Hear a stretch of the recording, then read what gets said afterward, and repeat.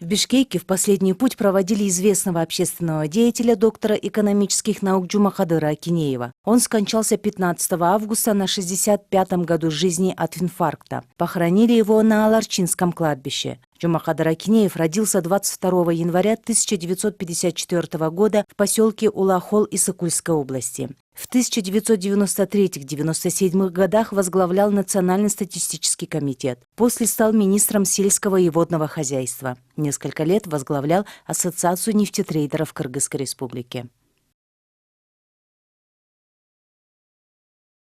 Досалы Эсеналиев назначен руководителем аппарата президента Кыргызстана. Соответствующий указ подписал Сооронбай Жээнбеков. Этот пост был вакантным с апреля текущего года. Предыдущим главой аппарата был Мухаммедкалы Абылгазиев. Ранее Досалы Эсеналиев был первым заместителем руководителя аппарата президента. Также сегодня указом президента первым заместителем руководителя аппарата президента назначен Алмаз Кененбаев. Депутат от фракции СДПК Кененбаев с 26 октября 2015 года по сегодняшний день был председателем Бишкекского городского кеңеша.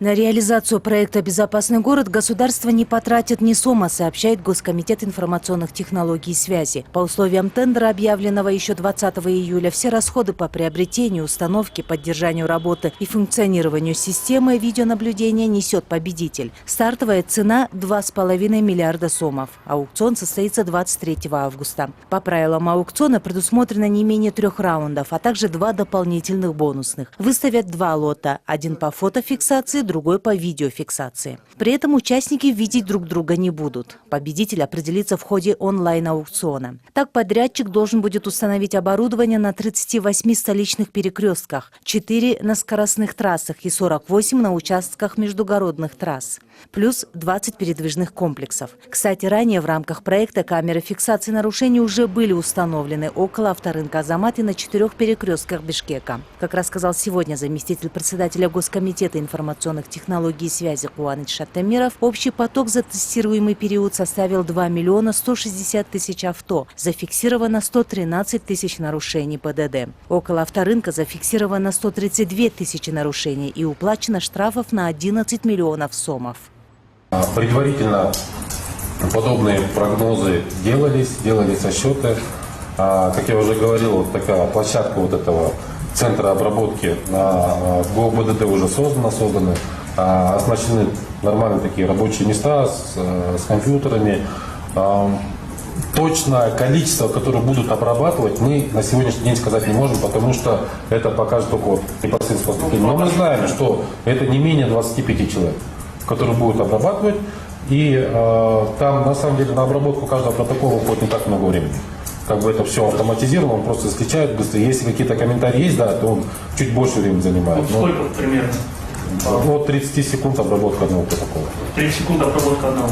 Да. Это мы взяли из опыта зарубежных стран, как это в России, в Казахстане, сколько времени это тратится. Мы с ними тоже у них запрашиваем эту информацию.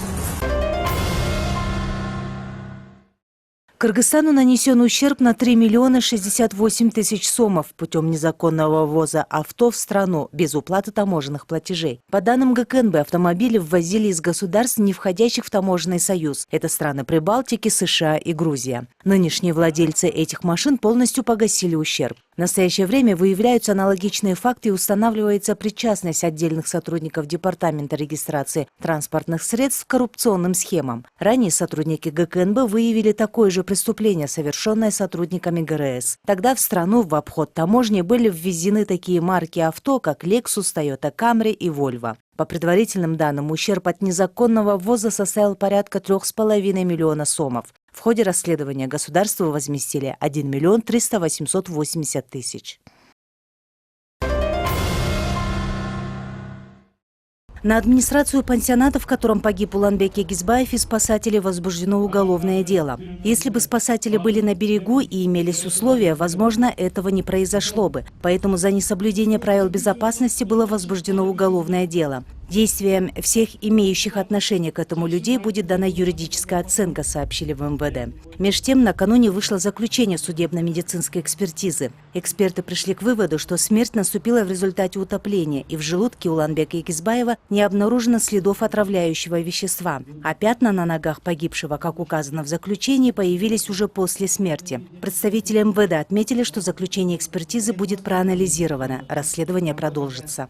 Смерть Улана Икизбаева наступила от утопления, то есть заполнения верхних дыхательных путей водой. Вот. И кроме этого было досконально обследовано его тело, и такие были обнаружены телесные повреждения. Первое – это ссадина средней третьей задней поверхности шеи справа. Данная ссадина на шее имела 3-4-дневную давность до наступления смерти, то есть это было до наступления смерти небольшая ссадина была. Второе повреждение – это кровоподтек грудной клетки справа со средней подмышечной линии на уровне 9-10 ребра, кровоизлияние в межреберные мышцы в области 9 ребра по передней подмышечной линии слева. Вот данные повреждения следствие пришло к выводу, что они образовались от реанимационных действий спасателя и медицинской сестры, которые первыми оказывали помощь, когда его извлекли на пляж.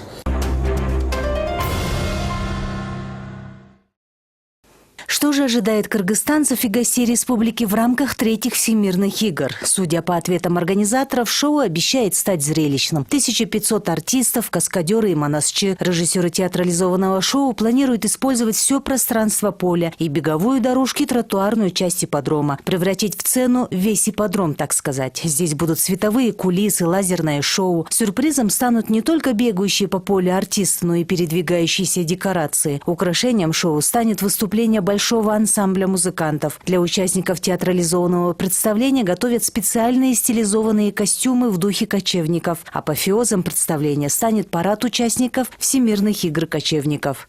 И в этом году мы также впервые проводим этнобазар. Свое участие в этнобазаре и этнодом. В этнобазаре дали согласие, хотят привезти свои изделия народно-прикладного творчества, хотят привезти умельцы из Туркменистана, Таджикистана, Казахстана и Монголии. И Арабские Эмираты, арабские страны и Кувейт дали согласие участвовать в номинации «Этнодом». Мы увидим жилища, шатры, которые установят из арабского континента наши гости. Обещали нам показать арабские танцы, обещали нам... Турция направляет очень интересный коллектив из Турции. Я думаю, что это будет зрелищная программа, которая в первую очередь останется в памяти у кыргызстанцев и, конечно же, сделает вклад в развитие этнокультурного такого этноспортивного движения в мире. В этногородке Кырчин, где будет представлена культурная программа третьих всемирных игр кочевников, возведут более 1000 юрт. Там пройдут самые красочные и зрелищные мероприятия. Зрителям покажут масштабную театрализованную постановку с участием более 1000 человек «Золотой век кочевников». А 3 сентября в урочище Кырчин начнет свою работу этнобазар. Огромная площадь будет огорожена. При этом украшением архитектурного ансамбля станут ворота кочевых народов, выходящие на все стороны света. В Джайлу Кырчин сейчас ведется строительство. Готовность объектов составляет 85-90%. Строительство планируем завершить 15-16, то есть через 2 дня. Сейчас максимум усиления идет. Основные строительства. Это значит ханордо, чтобы провести спектакли, репетиции. В принципе, это готово. Они к репетиции приступят к нам, как нам объяснили, где-то 20-го. Мы к нему уже готовы. А с 25 августа на территории Сыкульской области сотрудники милиции приступят к круглосуточным дежурствам. Дополнительно в регион привлекут 3000 сотрудников правопорядка. С милиционерами будет проведен инструктаж, как следует вести себя с гостями и туристами. У нас единственная проблема – это дорожные условия. Мы тоже там за безопасность. Еще 8 блокпостов поставили. Это считая с Балыкче, заканчивая Семеновкой. Село Семеновка. За безопасность у нас, как говорится, опыт есть, поэтому, надеюсь, мы проведем без каких-либо инцидентов. Ожидается приезд спортсменов из 58 стран. Они будут состязаться по 37 видам спорта. Призовой фонд составит более 26 миллионов сомов. По кёкбөрү он составляет 6 миллионов. Помимо этого будут определены великий игрок по кёкбөрү и великая лошадь по кёкбөрү, которые получат по 100 тысяч сомов. В период проведения третьих всемирных игр кочевников будут функционировать 2 пресс-центра. В распоряжении гостей и журналистов 40 рабочих мест. 5 ладоэкранов будут транслировать мероприятия со всех объектов. В настоящее время аккредитовались представители СМИ из 39 стран мира. Из обратившихся 328 журналистов и блогеров 261 человек уже получили аккредитацию. В их числе киносъемочные группы, фотографы, блогеры и репортеры. Кстати, талисманом предстоящих игр признан «Снежный барс». Автор художественного образа, художник-постановщик, режиссер-аниматор Тольгубек Кочуманов. Он отметил, что идея представить талисманом игр «Снежного барса» связана с важностью вопроса защиты этого животного. Образ получился довольно позитивным, дружелюбным, несущим добро и мир. В знак гостеприимства и уважения гостям игр каждой приглашенной на третьи всемирные игры кочевников делегации будут презентованы специальные сувениры в виде снежного барса. Сохранение этих уникальных животных и их экосистемы является для Кыргызстана задачей государственной важности.